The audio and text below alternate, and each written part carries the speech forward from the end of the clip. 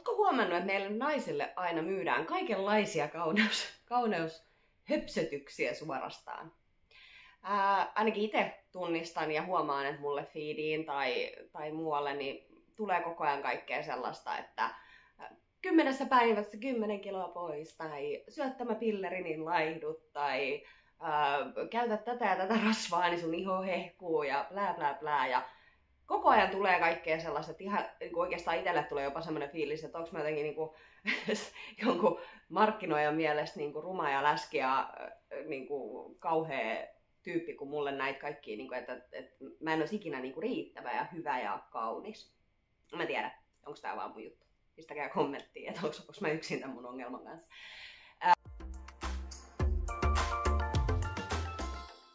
Niin, mulla on semmoinen olo, että meidän naiset targetoidaan tähän niin kuin tämmöiseen markkinointiin sen takia, että me oikeasti koko ajan halutaan olla, totta kai, sehän on ihan luonnollista. Kyllä mä nyt haluan olla parhaimman näköinen, mitä mä vaan voin olla. Sekä niin kuin ulkoisesti, iho, hiukset, kynnet, ja toisaalta kyllä mä nyt haluan olla terve sisäisestikin ja muuta, mutta se nyt on ehkä sitten semmoinen, niin kuin itsekin olen aikoinani aloittanut oman hyvinvointimatkani lähinnä pinnallisista syistä, niin se on sitten se toissijainen juttu, että totta kai mä haluan pysyä terveenä ja haluan elää pitkään, mulla on lapsia, mä haluan, että mahdollisesti heidän lapsilla on terve ja hyvinvoiva iso äiti sitten joskus tai muuta, eli kyllä mä nyt totta kai haluan pysyä myöskin terveenä, mutta kyllä nyt se ulkonäkö on kuitenkin aika tärkeä juttu, ainakin ollut itselle aina ja haluan niin kuin, näyttää niin hyvältä kuin mahdollista. Ja kyllä me naiset vähän ehkä ollaan sellaisia, että me aika herkästi sit myöskin lähdetään ostamaan näitä tämmöisiä erilaisia kauneuspillereitä ja rasvoja ja purkkeja ja puteleita ja sitten mietitään, kun se äijän käppynä siinä vieressä tai kuka tahansa miekkonen vaan pesee sille jollain saippualla ja ihoa ihan virheetön koko ajan ja tuntuu, että kundit kun käy vähän salilla, vääntää pari kertaa pumppaa rautaa, niin lihakset on hyvässä kunnossa ja rasvat risee ja itse tekee kaiken maailman vippaskonstit ja silti tuntuu, että vaan lihoa koko ajan. En mä tiedä. Nämä on vaan näitä mun juttuja. Mutta mä luulen, että siinä on se, että meille naisille myydään näitä, koska me ostetaan niitä. Me tykätään ostaa asioita. Mä ainakin tykkään ostaa asioita ja musta on ihan luontaista, että totta kai meille myydään. Siis jos mä olisin markkinoija, niin kai mä nyt myisin. Ei se ole tyhmä, joka myy. Eikä se ole välttämättä tyhmä, joka ostaakaan. Mutta mä luulen, että sen takia nykyajan tässä niin kuin meidän elämässä näitä kaiken maailman pikadiettejä ja kauneus nopeasti laihaksi ja nopeasti kauniiksi juttuja niin kuin on niin paljon, koska meillä on ihmisiä, jotka niitä ostaa.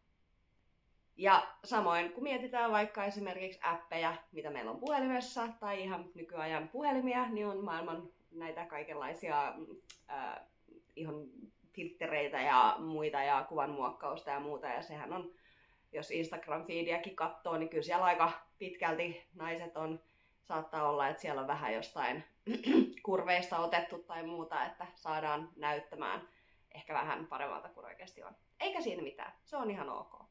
Jos semmoista haluaa tehdä. En mä sitä nyt tässä tuomitse.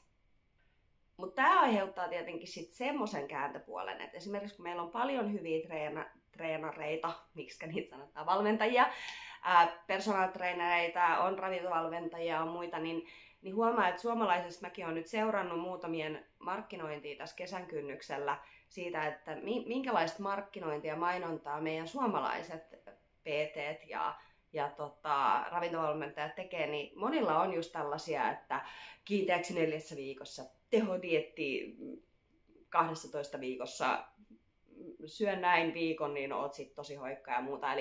Eli meillä myös niin kun sit oikeasti hyvät asiantuntijatkin ehkä pakostakin, en mä tiedä myykö sellainen, niin kun, että joo, tuu mulle treenattavaksi, tehdään töitä, 1,5 vuotta, niin saavutat tulokset. En mä tiedä, kuinka myyvä se on.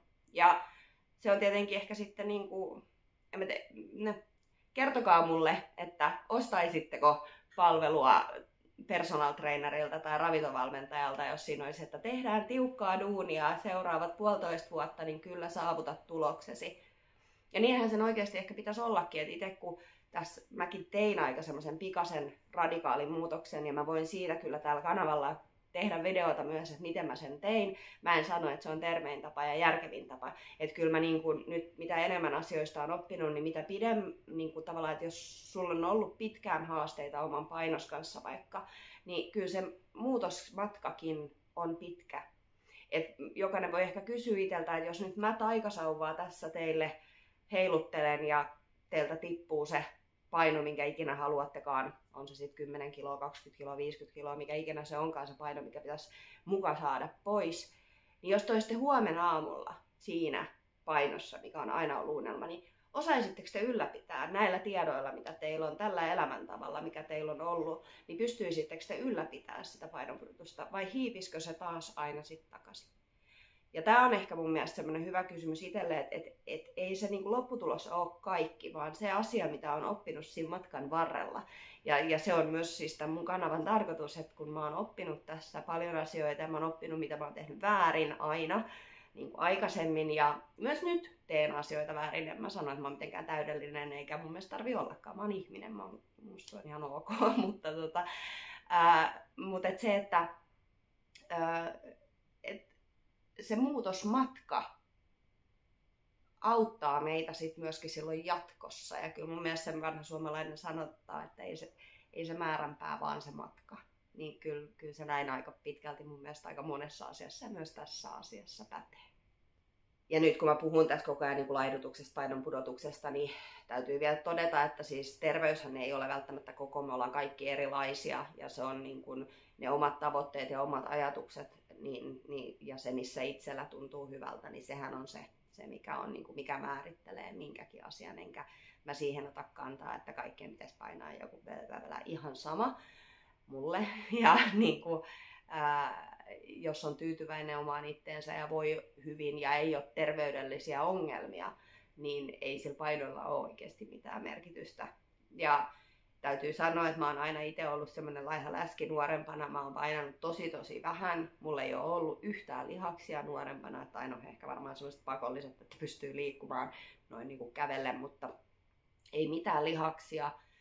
Mä oon syönyt aivan liian vähän, aivan liian ravintoköyhää ruokaa koko nuoruuteni ja nuoruusaikuisuuteni. Ja mä painan nyt, mitähän mä painan, 15 kiloa enemmän kuin mä oon painannut silloin nuorena 20-vuotiaana. Ja kyllä mun mielestä mun kroppa näyttää nyt paljon paremmalta kuin mitä se on näyttänyt silloin. Et mä en ainakaan niin kuin henkilökohtaisesti painon mukaan tavoittele ainakaan sitä, mitä mä oon ollut parikypäisenä. Mutta toki jos sä oot semmonen ihminen, joka on treenannut tosi paljon, ollut tosi lihaksikas nuorena ja muuta, niin se voi jopa olla semmoinen, mitä tavoitellaan. Ja sekin on ihan mahdollista. Mä uskon vahvasti siihen, että myös tälleen plus 40-vuotiaana, niin kyllä sä voit oikeasti saavuttaa semmoiset mitat, mitkä sä oot ollut silloin joskus, jos se on se, mitä haluat. Mä luulen, että kaikissa tämmöisissä niin kuin ruokavalioasioissa tai tämmöisissä niin kuin elämäntapa ruokavaliollisissa jutuissa, jos mietitään paleoa, ketoa, tavallaan miksei kasvisruokailukin, kuulu tähän laariin ja sitten just pätkäpaastot ja muut, niin kyllä niissä varmaan kaikissa on niin kuin hyviä asioita ja ne voidaan tehdä niin kuin, ja ne voi toimia jonkun aikaa tosi hyvin, mutta kaikki ei välttämättä toimi aina. Elämä muuttuu, elämän tilanne muuttuu, me eletään, me kasvetaan, vanhennutaan. Voi olla, että joku mikä on toiminut sulle joskus, niin ei välttämättä enää toimikaan. Ja mun mielestä sekin niin kuin on tärkeää muistaa, että ei turhan päitä niin kuin, fakkiinu siihen tiettyyn johonkin juttuun, vaan että jos huomaa, että alkaa terveys ramppaa tai jotenkin niin menee huonompaan suuntaan tai yhtäkkiä alkaakin lihomaan tai tulee väsymystä tai muuta, niin sit pitää pystyä vähän niin kuin miettimään, että onko tämä sitten kuitenkaan se, niin kuin, että minkään ei tarvitse olla loppuelämä. Voi niin kuin sillä ihan rentsisti olla. Ei ole pakko, jos ei niin kuin, että jotenkin aina se oma kroppa ensin. Että joku on toiminut jollekin ja se on tosi kiva, että se joku asia toimii sille jollekin. Mutta koittakaa kuunnella sitä omaa kroppaa. Se kyllä kertoo tosi paljon juttuja, jos vaan viittii kuunnella.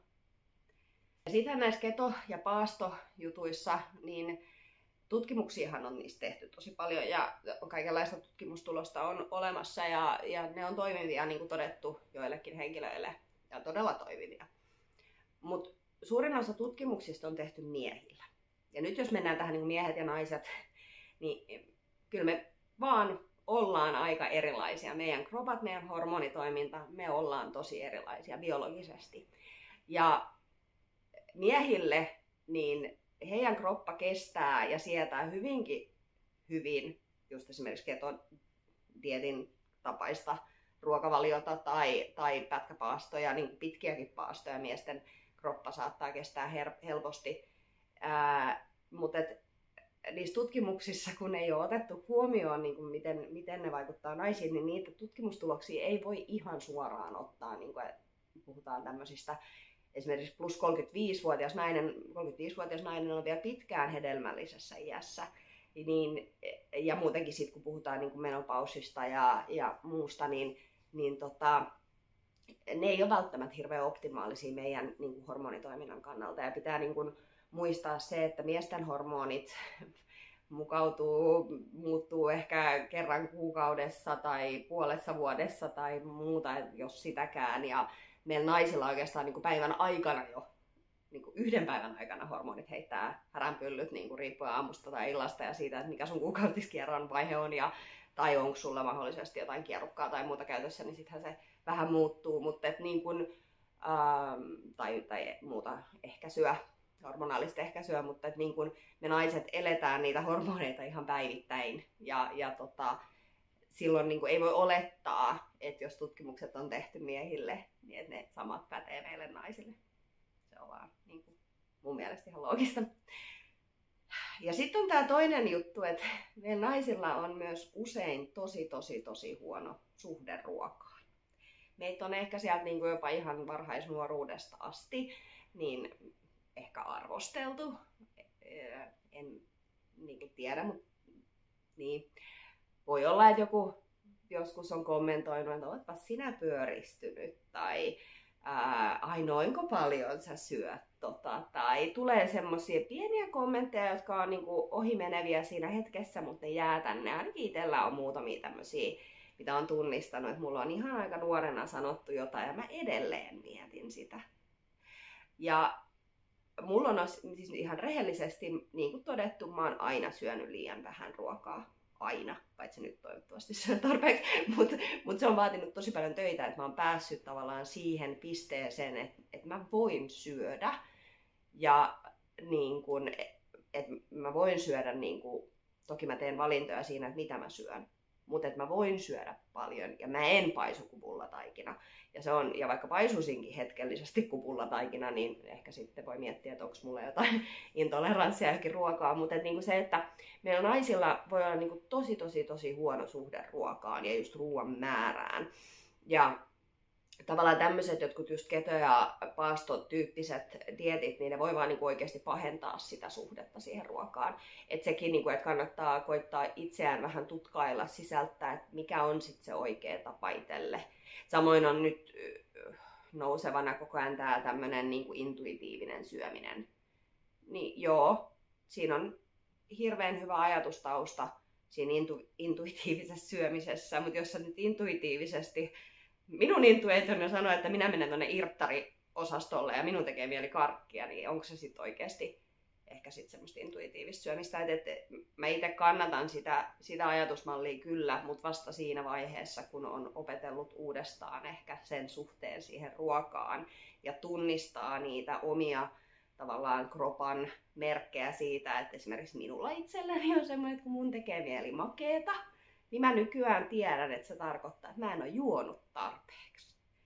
Että se on esimerkiksi mun tämmönen pikku outous, että mun aivot sanoo, ihan selvästi näen karkkipussin silmieni edessä. Se on niinku se, mitä mä haluun. Mut sit kun mä oon nyt oppinut, niin mä menen juomaan ison lasin vettä, missä on vähän suolaa tai elektrolyyttejä. Ja 20 minuuttia myöhemmin mun ei enää tee mieli sitä karkkipussia. Ja nämä on semmoisia asioita, että nämä voi vaan oppia tavallaan kuuntelemalla itseään, että millainen minä itse olen. Mä sanon, että te kaikki olette tällaisia, vaan minä olen tämmöinen. Ja sitten jos mietitään tämmöistä niin kun hyvinvointia ja vaikka sitten jos se tavoite on siinä laihtumisessa, niin ainakin mulle itselleni just se, että se on ollut hirveän vapauttavaa, kun on tajunnut, että mä voin syödä ensinnäkin, mä voin syödä paljon, mä vähän mietin, että mitä mä syön ja minkälaisia, esimerkiksi paljon proteiinia, paljon rasvoja mä tarviin ja muuta, niin mä voin herkutella. Et tuossa äsken, kun puhuin tästä karkkipussista, niin joissain tilanteissa mä voin myös syödä sitä karkkia. Se on mulle ihan ok. Kun mä tiedän, että mulla on ne tietyt palikat siellä pohjalla kunnossa, mulla on lihasmassaa riittävästi ja mä tiedän, niin kun, että mun kroppa handlaa sen. Mutta silloin, niin kun mä mietin aikaa taaksepäin, kun mä oon ollut nuorempi ja syönyt ensinnäkin tosi vähän ja ehkä en niin... Olen aina syönyt periaatteessa terveellisiä ruokia. Mä oon aina tykännyt salaateista, vihreistä, kasviksista, tykännyt niin kuin ihan perusliha, kananmuna, blää, blää. Mä oon syönyt monipuolista terveellistä ruokaa, mutta aivan liian vähän. Ja myöskin se, että mulla ei ollut yhtään niitä lihaksia, niin ei mun kroppa handlaa sellaista karkkipussia. Se on vaan niin kuin ihan, niin kuin, ja se on musta nyt ihan obvious. Se on niin kuin ihan selvä homma. Mutta nyt kun mä oon treenaan, en nyt tavoitteellisesti, mutta käyn kuntosalilla, treenaan mun lihaksia, itken siitä, kun mun lihakset ei kasva, mun pitää syödä sen takia enemmän, että mä haluan, että mulle tulee oikeasti niitä lihaksia, sitä voimaa, mä tiedän sen, että jos mä oon syönyt järkevästi ja saavuttanut tavallaan niin mun tietyt ravintotarpeet, niin ei se karkkipussi mun elämää kaada. Edes 2 päivänä peräkkäin, jos siltä tuntuu. Ennen ehkä kaato. Ja se on myös semmoinen, mitä mä luulen, että monet haluis, että se ruokavalio ja se elämäntapa olisi sellainen, että se on ihan ok niin kuin sitten tavallaan, jos on vaikka se joku oman lapsen syntymäpäivä, niin sä voit syödä sitä kakkoa. Ja sä tiedät, että sä et ole sen jälkeen niin kuin aivan turvoksissa ja aivan kauheissa olotiloissa ja muita. Tai kun sä meet kavereiden kanssa jonnekin, niin sä voit mennä ulos syömään ja sä voit herkutella siellä ja nauttia siitä hyvästä ja ystävien kanssa. Se on niin tärkeää. Se on meidän, niin kuin, meille naisille varsinkin se on hyvinvoinnin kannalta tosi tärkeää, että meillä on niitä hyviä ystävyyssuhteita, hyviä ihmissuhteita. Ja se on tärkeää, että me voidaan rentoutuneesti viettää aikaa niiden meidän ystävien kanssa miettimättä sitä, että kuuluuko tämä nyt minun ruokavalioon. Se on ainakin itselle ollut tosi tärkeää ja vapauttavaa. Suosittelen miettimään just sitä, että mistä elämää haluaa niin kuin jatkossa elää. Että semmoinen kitudieetti tai semmoinen tosi tarkka joku ketodieetti voi toimia jonkun aikaa, mutta onko se oikeasti semmoinen elämä, mitä sä haluat elää loppuun asti? Voi olla, en tiedä. Sekin on ihan ok. Ja tuossa vähän mainitsinkin jo, mutta haluan nyt takertua vielä siihen rasva-asiaan. Eli kun meilläkin Suomessa mun mielestä edelleen paasataan siitä, että kuinka rasvat on niin epäterveellisiä ja muuta. Joo, noniin. Ensinnäkin otetaan nyt huomioon se, että rasva on meille elintärkeä ravintoaine. Alleviivattu. Ilman riittävää rasvan saantia niin me ei pysytä hengissä. Ja tämmönen niin kuin vähärasvaisuuden niin kuin runttaaminen niin kuin kaikkeen, niin meille naisille se on niin kuin, se voi oikeasti olla todella fataalia meidän aivotoiminnan kannalta, ihon hyvinvoinnin kannalta, hiusten hyvinvoinnin kannalta, sisäelinten kannalta. Toki sillä on merkitystä, mitä rasvoja sä syöt. Et jos sä nyt vedät sellaista niinku jotain rypsiöljyä suoraan purkista, joka on poltettu miljoonaan kertaa hellalla, niin ei ehkä se paras rasva. Mutta meidän kroppa tarvii rasvaa, se tarvii sitä niinku oikeasti ison määrän. Kuuntelin Mindpoptia ja siellä oli tämmönen naishormonispesialisti, nyt valitettavasti muista sen naisen nimeä, mutta hän sanoi, että niinku, hän ei ikinä haluaisi nähdä naisia, niinku, että aina pitäisi per päivä saada 65-75 grammaa vähintään niinku, rasvaa päivässä. Toki sitten ne rasvan lähteet, niin voi miettiä, että mikä on niinku, järkevää rasvaa, se on niinku, toinen juttu. Mutta se on niinku, itsellä, että mä en hirveästi jaksa seuraa. Nyt mä seuraan itse asiassa kaloreitakin, koska mä haluan syödä oikeasti riittävästi, niin kuin tässä videolla on tullut jo selväksi, mä haluan tietää paljon mä saan, että mä saan riittävästi. Mutta se ei ole mulle semmoinen, mä en aio jatkaa sitä niin kuin loppuelämään, niin mä seuraan kuinka paljon kaloreita mä saan päivässä. Se on mun mielestä niin kuin, ei niin tärkeää. Mutta ne mitä mä seuraan on se proteiinin määrä, ehdottomasti mä saan riittävästi proteiinia, että mun kroppa voi hyvin. Ja toinen mitä mä seuraan on se rasvan määrä. Että mä saan vähintään sen 65-70 grammaa päivässä rasvaa. Niin kun esimerkiksi aivojen toiminnasta. Et jos on vähänkään semmoista aivosumua tai muuta, niin sitä kannattaa ehkä vähän tutkailla, että paljon saa oikeasti hyviä rasvoja. Meidän aivojen kuivapainosta 60% on rasvaa. Niin ensinnäkin, jos me ei saada sitä rasvaa riittävästi, niin eihän ne niinku, sittenhän se ei toimi.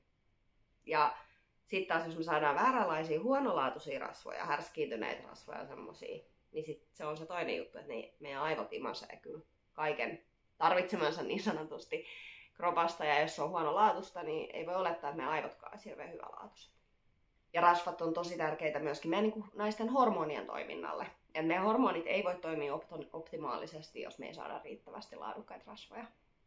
Ja sitten tosiaan kannattaa muistaa tässäkin, kun puhun näistä mun omista kokemuksista, niin me kaikki ollaan yksilöitä. Ja toki niin kuin kaikille niin kuin ravinto on aina yksilöllinen asia. Toiselle joku toimii, toiselle ei. Ja on turha katsoa sitä kaverin lautasta. Et enemminkin niin kuin kokisin tärkeänä ja toivon, että otatte tästä videosta minulta nyt sen, että miettikää sitä omaa ruokavalioa. Koittakaa tunnistaa vähän sitä, että minkälainen olo teillä on, minkälaisia tunnetiloja teillä on. Kun syötte jotain ruokaa ja huomaat, että ei vitsi nyt turvottaa tai tulinpa väsyneeksi tai muuta, niin sitten ehkä kannattaa miettiä, mitä siinä ruoassa, minkä juuri söin, niin mitä siellä mahdollisesti voisi olla semmoista, mikä tämän aiheuttaa. Ja ne voi olla eri juttuja eri ihmisillä. Ja se on tosi ok. Mutta niin kun ravinnon kannalta ne pääpilarit, mitä mä itse painotan omassa ruokavaliossani, on juurikin se laadukkaan proteiinin määrä, että mä saan riittävästi niitä rakennuspalikoita mun kroppaan sisäisesti ja ulkoisesti. Ja toinen, mitä mä painotan, on nämä riittävät laadukkaat rasvat. Sitten se, minkä määrän mä syön jotain hiilareita, niin se nyt on sitten niinku aivan toissijainen juttu. Ja niillä sitten mietitään sitä, niinku, että niitä tulee se, mikä tulee. Ja toiset sietää hiilareita paremmin kuin toiset. Ja se on kans ihan ok. Mutta ne meidän niinku välttämättömän, jos halutaan elää optimia elämää, niin välttämättömien ravintoaineiden saaminen on se niinku A ja O. Mä en mene nyt vitamiineihin ja hivenaineisiin, ihan yhtä tärkeitä nekin, mutta ne tärkeät isot pilarit on se riittävä proteiini ja riittävä rasva. Ja niin kuin todettu, mä oon tunnistanut itsestäni, että mä oon syönyt aina liian vähän. Mä syön varmaan vieläkin liian vähän, vaikka mä syön tosi paljon enemmän kuin mä söin ennen. Ja mä luulen, että meillä naisilla monilla, että vaikka nyt sä oot siellä ruudun takana silleen, että minä syön kyllä ihan tarpeeksi. Voi olla, että et syö. Ootko seurannut? Oikeesti. Ja mä kun mä oon tehnyt sitä semmoista vähän niin kuin nykytilan kartoitusta siitä, että miten mä nyt oikeasti syön, niin sit on ollut se, että oh shit, tiedätkö, että välillä tulee ihan sellaisia 800 kilokalorin päiviä, vaikka omasta mielestään on syönyt tosi paljon. Sitten tulee semmoinen niin kuin heittopäivä, että vedetäänkin niin kuin kuulee vähän mäysää ja juodaan vähän kokista ja ehkä vaikka jotain alkoholia ja muuta, ja sitten yhtäkkiä ne kalorit paukkaa jonnekin aivan kuitsin kuikkaa. Niin ei sekään niin ole järkevä tapa, että niin toisina päivinä vedetään niin aivan ohkaselle ja toisina päivinä vedetään aivan huruhyrrää ja kroppahan aivan sieltä, että mikä homma, että tää nainen ei ainakaan tiedä, mitä se tekee. Että nyt rauhoitun nainen. No ei, kauhe. Mutta siis joo, että kun on seurannut sitä omaakin niin ravintoaineiden saantia ja sitten niin kalorien saantia ja just näiden, niin ei hitsi. Eihän siinä ollut mitään järkeä. Niin semmonen niin kun, että nyt itse pitäydyn siinä, että pyrin saamaan yli sen 2000 kilokaloria, vaikka mä en niitä kaloreita niin lähtökohtaisesti painotakaan. Mutta koitan saada niin fiksuista lähteistä ne niin ruuat, luonnollisista lähteistä. En käytä prosessoituja ruokia. Toki välillä käytän. Olen ihminen, tykkään, mutta niin pääasiallisesti ruokavalio koostuu kuitenkin semmoisesta niin terveellisestä, mahdollisimman vähän prosessoidusta ruuasta. ja pyrin saamaan riittävästi niitä kaloreita ja toisaalta pyrin saamaan näitä tiettyjä proteiineja ja rasvoja riittävästi. Ja ennen vanhaahan oli vähän niin päin, jos mennään niin kuin ajassa kivikaudelle tai jonnekin, niin sehän oli vaan niin kuin parempi kropalle, mitä vähemmän kroppa kulutti. Et kun sitä ruokaa ei oikeasti ollut saatavilla ihan samalla lailla kuin meillä nyt on tuolla lähi-K-kaupat ja lähi-Alepat ja lähi-Prismat ja lähi-Lidlit ja R:t ja kumppanit. Et ruokaa on niin kuin joka paikassa nyt. Mutta silloin ennen vanhaan niin kuin ei ollut. Oli vähän heikompia kausia ja oli, että välillä saatiin lihaa, välillä ei saatu, välillä saatiin kasviksi, välillä ei. Talvella Suomessa niin aika ohkaisella on mikä täällä kasvaa. Ja meidän, niin kuin, jos miettii, miten me ihmiset ollaan silloin niin kuin evoluution kautta tultu ja minkälainen meidän niin kuin kroppa edelleen on, ei evoluutio ole sitä mihinkään niin kuin tässä ajassa muuttanut. Puhutaan kuitenkin vaan niin kuin 1000 vuodesta tai ja jo 100 vuottakin sit Suomessa on ollut aivan erilainen ruokatilanne, että jos mietitään, että kuinka niin kuin nopeasti nyt on tullut kaiken maailman, että jos mietitään minkälainen ruokavalio tai mitä on ollut saatavilla kaupoissa silloin, kun vaikka mun äiti on ollut nuori, niin kyllä nyt on ihan eri meininkiä, ei munkaan äiti nyt niin vanha vielä ole, että puhutaan semmoista niin kuin 50 vuoden aikasykliä, mikä on muuttanut tosi paljon, niin kuin, mitä ruokia me saadaan mistäkin. Niin meidän kropalle on tosi luontaista ensinnäkin varastoida sitä rasvaa. Se on niin kuin siis, meidän kroppahan on luotu siihen, koska kautta aikojen kalorien saanti on ollut tosi vaikeaa. Ja jos me eletään tämmöisessä yltäkylläisyydessä, niin totta kai se on luonnollista, että kroppa varastoi, koska se haluaa elää. Meidän kroppa haluaa elää. Meidän kroppa haluaa, että me eletään pitkään. Niin se on niinku se ensimmäinen seikka. Ja sitten toinen seikka on se, että meidän kroppa optimoi aina sitä kulutusta. Ja nyt tullaankin sitten siihen, että mikä on se optimaalinen tapa vaikka liikkua. Et jos sä tykkäät, tai en välttämättä edes tykkääkään, mutta juokset menemään tuolla ja aerobista hirveästi ja kulutat hirveästi, niin ei tarvii mennä kauaakaan.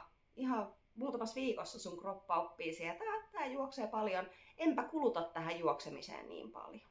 Ja se niin kuin tavallaan meidän kroppa optimoi koko ajan sitä, ja koska niin kuin jos mietitään vaikka jotain nykyäänkin eläviä, jotain afrikkalaisia alkuperäiskansoja, niin kyllä ne siellä kävelee ja juoksee ihan pikkasen eri tavalla kuin meikäläiset täällä kotisohvalla, sohvaperuna meikäläinen. Niin ei niiden kalorikulutus ole yhtään erilainen kuin semmoinen, joka katsoo, tiedätkö, Netflixiä tästä sohvalta niin kuin kaiken päivän ja istuu tietokoneen ääressä töissä. Kaloreita kuluu saman verran. Ja se on, niinku, se on musta ihan ymmärrettävää, koska eihän, jos mietitään, että joku Hansa-heimon jäsen niinku kuluttaisi jonkun 6000 kaloria päivässä, mistä se saisi sen ruuan sieltä aavikolta? Ei mistään. Ja meidän kroppa optimoi itseään koko ajan. Ja jos sä oot semmonen ihminen, että sä vetelet tuolla, juokset maratonia koko ajan, niin ei sun kroppa kuluta. Jos minä lähtisin nyt maratonille, niin kyllä kuluttaisit paljon. Mutta jos mä tekisin sitä koko ajan, niin hyvin nopeasti mun kroppa oppisi, että aha, tää tyyppi juoksee, että minä optimoin tätä juoksemista, että en kulutakaan siihen niin paljon. Tai esimerkiksi juurikin se, että jos mä juoksisin tosi paljon enkä nostelisi yhtään painoja, niin kroppa toteisi, no ei tää tyyppi tarvii näitä lihaksia vaikka käsiin niin paljon tai selkään tai muualle. Ja se purkaisi ne pois, koska ne kuluttaa paljon energiaa. Ja sen takia mä itse priorisoin itselläni juurikin lihaskunnan kasvattamista ja käyn siellä kuntosalilla ja kasvatan lihaksia, koska lihakset kuluttaa aina enemmän. Lihakset kuluttaa koko ajan. Mun ei tarvitse tehdä mitään. Lihaksen pelkkä olemassaolo minun kropassani kuluttaa paljon. Ja se, että jos sä saat vaikka kilonkin lihasta tai 2 kiloa lihasta itsellesi lisää, niin hyvin nopeasti sun pelkästään se lihaksen olemassaolo täällä jossain sun kropassa, niin kuluttaa vaikka 1,5 tunnin lenkin verran kaloreita. Mun tekemättä mitään. Se, että mä vaan olen olemassa. Ja se on niinku itselle se ehkä semmoinen iso lamppu, mikä syttyy, että jos mä niinku, en mäkään niinku siitä kuntosalitreenaamisesta, no nyt on oppinut tykkäämään, mutta en alkuun tykännyt. Mutta nyt on niinku oppinut siihen, että jos mä vaan saan nyt siitä kasvatettua sitä lihasta edes vähän itteeni, niin mä luontaisesti kulutan enemmän. Mikä tarkoittaa, että mä voin syödä enemmän. Mikä tarkoittaa, että mä saan enemmän niitä ravintoaineita ja mä pysyn terveempänä. Ja sitten toisaalta siinä on myös se, että mitä enemmän meillä on sitä lihasmassaa ja mitä enemmän me pystytään kuluttamaan pelkästään sillä olemassaololla, niin sitä paremmin meidän kroppa kestää sitten näitä kaikkia, että ollaan siellä lapsen synttäreillä, syödään se kakkupala. Tai haluan vetää sen Netflix-leffan tossa ja vähän sipsiä tai karkkia tai mitä ikinä. Eli mitä enemmän sitä lihasta on, niin sitä enemmän sun kroppa kestää tämmöistä niin kuin, tätä modernin ajan tavallaan tämmöistä kaikkea, meet palaveriin, ihan pullapöytä siellä pöydällä ja mussutat menemään, niin sitä enemmän sun kroppa kestää sitä. Mitä vähemmän lihasmassaa sulla on, niin sitä heikommin. Et sit sulla ampuu ne verensokerit ylös ja insuliinit ja sit kroppa aivan, että minne mä tän tungen, kun ei tällä tyypillä ole yhtäkään lihasta. Ja sitten kärrätään se tuonne varastoon, kun ei ole mitään parempaakaan paikkaa sinne läskiin esimerkiksi. Ja no sitten on tää kuukautiskeskustelu viimeisenä vielä. Et niin kun meillä naisille, en mä tiedä, jotenkin kun mä mietin itse sitä, miten mulla on vaikka nuoruudessa meikoista puhuttu, niin se on ollut vaan se, että no ne kuuluu tulla ja olisi kiva, että ne olisi aika säännölliset. Ja sillä että se on niinku ihan, joillain on kipeämpiä ja joillain on enemmän jotain ongelmia niiden kanssa ja toisia sattuu paljon ja kaikkea ja toisilla on tosi runsasta ja toisille ei ole yhtään runsasta ja kaikki on mukaan niin jotenkin tosi normaalia. Eihän se niin ole. Et kuukautisethan kertoo meistä tosi paljon. Ja kuukautiskierron eri vaiheet ja se säännöllisyys ja se, että ei kuukautisten kuuluisi olla kipeitä. Se on niin kuin ihan ensimmäinen juttu. Eikä kuukautisten pitäisi olla oikeasti mitenkään hirveän runsaita. Ja jos ne on, jos on todella kipeät, esimerkiksi sellaiset, että sä et ihan oikeasti pysty niin kuin menemään töihin, että sattuu niin paljon, niin se ei ole normaalia. Siihen on joku syy.